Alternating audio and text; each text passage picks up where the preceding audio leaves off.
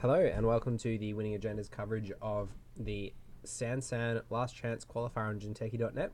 My name's Jesse Marshall. I'm here with Sam Woodland. How are you, Sam? I'm very excited to see this Argus deck. We may be seeing some murder happen this game. You'd hope so. Yeah. So install Advance with a piece of ice on the remote. Not the most conventional of openings against Criminal. No, it's an inside job and you lose that straight away. Account Siphon and you lose a lot of your ability to do much in terms of defending the Oaktown, but you can still score it. So perhaps the Argus player here just banking on the fact that we weren't going to see a first click siphon, because first click siphon was the only way that we were going to be able to have a siphon run and steal the agenda and remove the two tags, and that would have required the Gabe player to also take 2 meat damage instead of taking the tag from Argus. So possibly a good, well thought through plan there, actually, from the Argus player. Yeah, it could have been. I personally wouldn't have done that. I would have made sure that I iced HQ against any Criminal player as Argus turn 1. But it's worked out for him, so he obviously knows something that I don't. Oaktown allowing the score obviously from 1 credit, so once the Argus player was up to 6 on turn 1, there was still the capacity to score, and now moving up to 10 credits with the hostile probably puts the Argus player out of immediate siphon danger, which is good. Yep.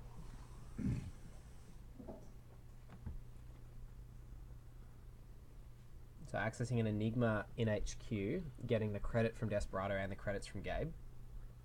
Yeah, so this is going to be good for Gabe because he needs to keep ahead of Argus on money. The way Argus wins these games is by just piling on the credits and then outpaces the runner. Leaving HQ open, Gabe's going to be getting the 2 credits each turn, and surely we'll see a siphon soon enough, which will put him ahead even more. But the way Argus wins is just by scoring out and just putting a lot of pressure on the runner to do something about it. So possibly a bit of a repeat of last game here, in that the Ayanami is playing very much their own game, not necessarily paying too much attention to where the resources are coming to the opponent. I think the bankers group was definitely something that was ignored last game, and this game there sort of seems to be just ignoring that Gabe ability and leaving HQ open. Is allowing Gabe to gain a lot of, turning wheel counter, Desperado, and Gabe credits just from the 1 click, as well as an access. I'm not sure about that. It's being very aggressive, and if the Argus player here does get up to 5 points, that puts an enormous amount of pressure on the runner and pretty much forces them to run everything, which is exactly where you want them to be. So it can pay off, but it's certainly a little bit risky. Although with no draw on the table, the Gabe player gaining a few credits at this point is not a huge issue. If they don't have the siphon, and it certainly appears that Gabe hasn't had the siphon yet, it's going to be pretty hard for them to draw into it, unless they draw into it naturally. There's no Earthrise, nothing like that. They're having a bit of a chat here, something about a puppy. Just having a good think. Gabe just taking the time to analyse the situation, think about what is that likely to be in server 1. Is Ayanami paying me back for doing those tricksy quantum predictive model install advances? Am I going to run face first into an ambush? I think it'll be the whaling card that allows you to tutor if it's overscored. Project Atlas. I think it'll be a Project Atlas. So we are seeing the siphon. So it was draw a card siphon, and as much as I said it's going to be harder for Gabe to draw into the siphon if they don't already have it, apparently 1 click drawing was enough. Did it, yes. So now it'll be interesting to see what happens. He can still score that out. I think it'll be a Project Atlas, and he has just cleared the tag. So he's using that just to increase his tempo a little bit, and the Argus player does have enough to triple advance and overscore it if it is an Atlas, or it could very well be a geothermal fracking as well. So interesting to see there that the hostile takeover in the Oaktown gave just the right amount of tempo to the Argus player to allow them to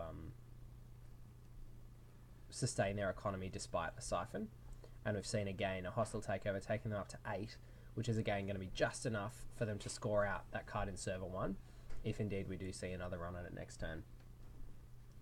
Yeah, so Gabe needs to get some breakers out. Like the problem with all criminal, like getting your breakers is always tricky, and the Argus player has been very lucky with his agendas. He's seen all the agendas that he needs to see when he needs to see them. And that was a very clever play there, I think, getting the hostile out of hand. So with the 3 credits, the Argus player could have scored that card in server 1, but instead choosing to score the hostile, leave it there for another turn, and bank on the fact that Gabe's not going to be able to afford to get in there. And that tells me that the hostile, he drew it off the top of the deck as well. So maybe Gabe should have a bit of a poke around somewhere. Yeah. And see what he can get. But again, that's the power of that Argus ability, isn't it? Just making the runner a little bit more cautious about where they're running, which is sometimes what they need. So Tenement on HQ with Gabe, this is going to see phenomenal amounts of returns. I wouldn't be surprised if we see 2 or 3 runs on 8. Well, he installed it too late. But yeah, we'll see quite a few runs on HQ now, and we'll see Gabe absolutely skyrocket up in credits. And already with 4 counters on the turning wheel. So it was geothermal fracking. That puts him on 6 points. So Gabe really needs to find some answers here. I would probably run HQ, use the counters on turning wheel to make sure he has nothing in there, and then start hammering R&D. John Masanori is a bit of a double-edged sword, particularly against a deck that is punishing you really hard for tags. With no barrier breaker out, Gabe's got to be hoping to find that pretty soon, or else John Massa's not going to be terribly useful if the Argus player can find something to put down. Yeah. But that being said, it does obviously help to dig for that barrier breaker, help to dig for the pieces of the rig to put together. So there you go, there's the paperclip. So it looks like the draw off John Mass and then the natural draw helped the Gabe player to find that paperclip. He still needs to be very wary of that unres piece of ice being a archer. So I'll have to see what his plan is for that. So only 1 click remaining there. So I think, pardon me, what we might see here is, I was going to say icing up of HQ and then a use of one of the geothermal fracking counters. Although I suppose having those credits sitting there on the agenda is a pretty safe place for them to be as far as the Wayland player is concerned. Yeah, it's not as if a criminal player is going to be running turntable. Particularly not with a Desperado already down. Yes, stating the obvious there, Sam. Good work. No, that is true, because turntable's really the only threat to the scored agendas. Yeah. So getting credit back twice. Right, so we've got one player. 2 credits. It's all good. We've got one player cheating. No. Just double checking. Because the court player installed the ice with 2 ice already down, so they lost 2. Then they took that play back and only gained 1 back. Then they gained the other 1 back. So it was just a bit of confusion. Okay. About how that all works. Access casting call. Casting call is a very interesting one. Quite a good way to threaten the criminal decks with your Oaktown. I can't remember what casting call does, to be honest. Lets you play an agenda face up, and if they steal it, they take 2 tags. That's right, yes. Yeah, it's a scary one to have, but obviously now I don't think it's going to be too good, because I don't think that the court player will be looking to murder now. He's going to be looking to score out, which is a cowardly way to win, but a win nonetheless. So I'm saying 2 draws. I would have liked to have seen the Archer install on the outside of the remote, if indeed it was the Archer that the court player was thinking about installing earlier. So gone draw hedge fund. Yeah, I don't know. I mean, we obviously have no idea what's in the court player's hand, but I feel like that's a bit of a free turn for the runner. I would like to see, even if it's not going to win you the game, just an install of some kind in that server to make the runner spend part of their turn doing something they don't want to do. Yeah. Okay. So we've seen him access an agenda now. From hand, is he going to take a tag or the damage? If he has any kind of breaker in his hand, he has to take the tag. He's taking the tag. He's taking the tag. And he's actually got a fairy down now. So this is looking a bit dicey for the Argus player in terms of actually being able to do anything out of that remote at all. although there is presumably still one hostile takeover left in the deck, which is the game, if it is ever drawn. So in some ways, it's a bit of a double bluff or try to sucker Gabe into just going for HQ. Yeah. When the corp is actually really quite happy for them to go into HQ, and really doesn't want them in R&D stealing that hostile, which is pretty much the best out at the moment. Yep.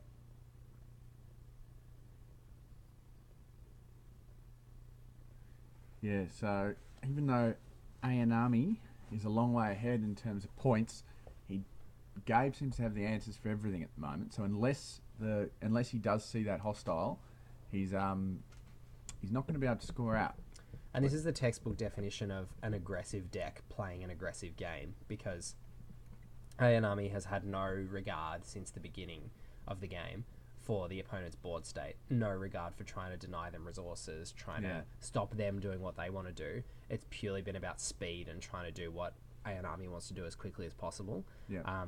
And the problem with those sorts of aggressive strategies is if you do have 3 turns, as we've just had now, where not a lot happens, your opponent starts to get back into it, and all that time you've spent ignoring their resource gain comes back to bite you, because they can do pretty much just about whatever they want. Now he's access to Scorched Earth, and he didn't use the turning wheel counters. All right, so 8 counters on it. Yeah, so we could see a big dig here. So a swordsman is going to do a net damage unless we see a fairy use. It's actually a really good use of swordsman, I think. Yeah, because it's going to bait the fairy. Is he going to use it though? Yeah, so the runner obviously understands the conundrum he's in, and he may just let it fire. Like, it's just 1 net damage, but he may just let it fire. No AI programs to hit, so not a huge amount of damage.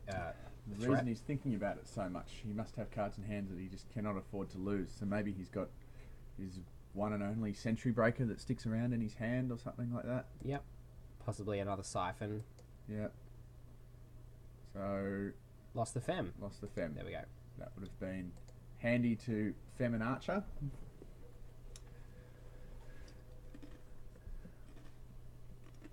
So he's using all his turning wheel. He's going to have a big dig. Will we see a snare here? Alright, Geothermal. He's taking a tag. 2 clicks left. Now this is the risky take, so now he's going to 2 tags. Oh, there's the hostile. Oh dear, that's no good for the Argus player. But he doesn't want to see another agenda scored. Yeah, that's a perfect amount of agendas to see. So now he can clear both his tags and not be murdered. 1 more agenda and he would have been in a lot of trouble then, although he probably would have taken meat damage. Taken the meat damage, yeah. And with the credit lead as it is at the moment, there's not a lot of ways for the Argus player to get back into this. It was really a snare.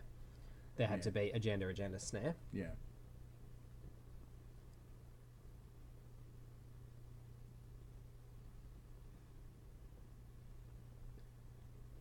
Okay, so the Argus player is going to have to stabilise here. He's going to need to do something about R&D to shore that up. I'm sure we'll see a piece of ice placed over it. No. And possibly a little bit late to be icing up HQ there. You know, if we'd seen that a lot earlier, perhaps even if it had delayed the Argus player's development by a turn, it may well have stopped the runner from gaining such an insurmountable credit advantage. So he's just run Archives. Let's have a quick look at what he saw, because he did ditch a few cards. Okay, so nothing terribly awesome. Oh, Sneak Door Beta. Alright. So, Scorched Earth. Which we knew he had. Not a lot of threat. But if we do see another Sneak Door and it hits a snare, then it's game on. No, not seeing any run last click happening here. I doubt we'd see any last click runs.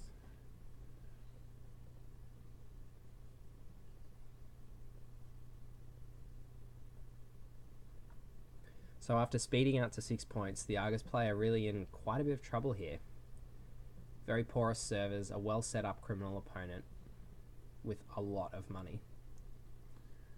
Yeah. Now trying to bait some runs through that server. Yeah, you would think that that wouldn't be an agenda. But I have been wrong before.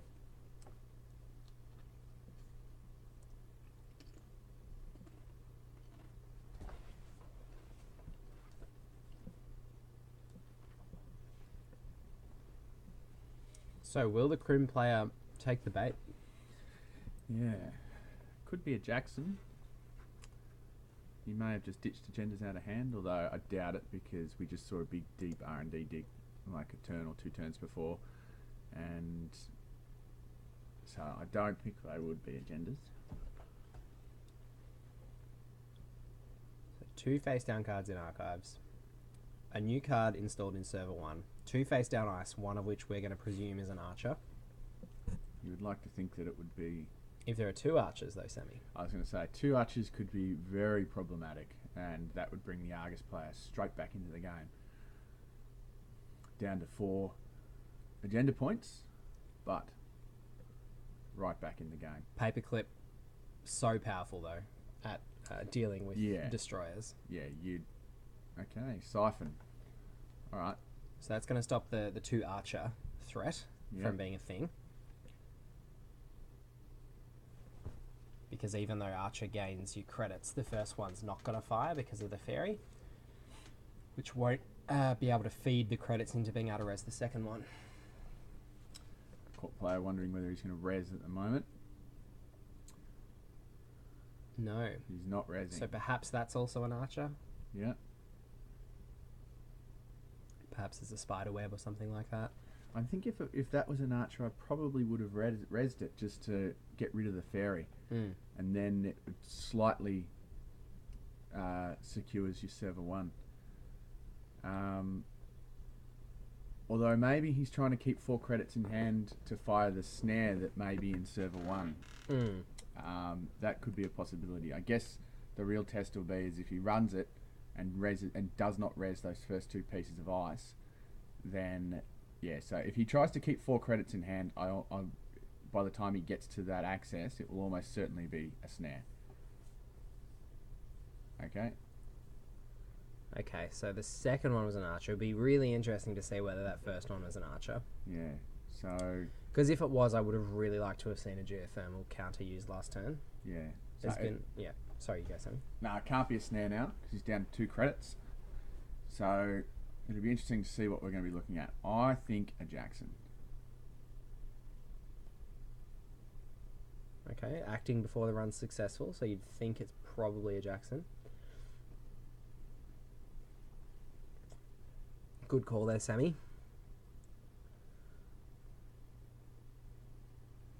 Yep. Beanstalk hedge goes back in. This is very old school Netrunner. Not worried about those face down cards. So they're not agendas, or he has massive cojones. So what I would like to see from the corp here is not drawing. I'd like to see the fracking and then an install. So we've seen a draw, a fracking, and are we going to see an install? I don't care what it is, get it in there. Just put it in. Nothing is going to go better for you at any point in the game from now on. This is the one turn where you've got to hope they don't have another sentry breaker. Yeah. It's your only chance. Ice on archives. Not what we wanted to see. You mustn't have seen the agenda or have the same line of thinking as you. Surely he would know that he can't get through that archer without another sentry breaker, though. And we have seen the fairy. We have seen the fem go in the down. bin. Yeah. So there's probably no way for him to recur that. Yeah, would have liked to have seen the install there. You'd assume that there's almost certainly an agenda in hand at this point. Could be that it's an Oaktown. Yeah.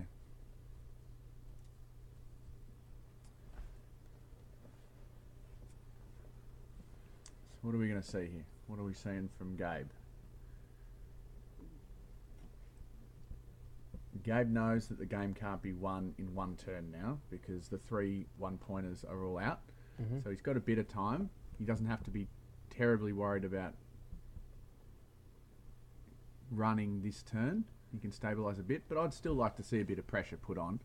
He's only 1 click left, so he's definitely not going to be running now. I'd say he's digging for a sentry breaker. Yeah, so those 4 draws, that's the window. When we talk about scoring windows, I think that was the window for the Argus player here. It could be, if they're lucky enough, that there's going to be another window next turn, but it seems unlikely. But I think if the Argus player doesn't go for it this turn, I'd be very, very worried. Yeah, so he's drawing. So it's probably reasonable to assume he doesn't have the agenda. Got to have something. Got to go. He's got to put something down. He's Install advance. No, he needs to install something now, which he hasn't done. Okay, so